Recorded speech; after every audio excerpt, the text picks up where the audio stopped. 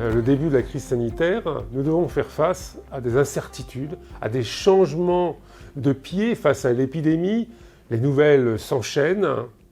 Et dans le même temps, nous sentons bien que on manque un peu de guide, on manque un peu de référence, on manque un peu de consensus. Il y a beaucoup de défiance dans les populations des pays occidentaux. Les gouvernements sont mis en cause, voire même on va accuser les ministres, on va les déférer devant des tribunaux, ce qui est jamais arrivé dans notre passé proche, voire lointain. On n'imagine pas un président du Conseil sous la Troisième République déféré devant la justice pendant une bataille, Verdun ou une autre. Donc nous sommes dans une époque tout à fait différente de ce que nous avons pu connaître lors de graves crises.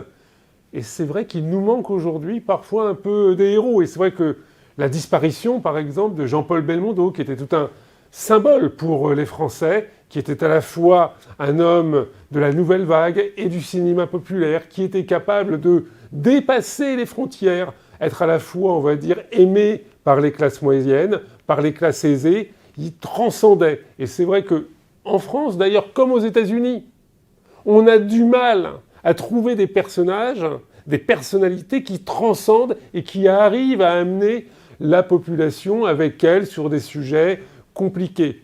Dans le passé, nous avions les intellectuels. Jean-Paul Sartre, Raymond Aron. On pouvait être l'un ou l'autre.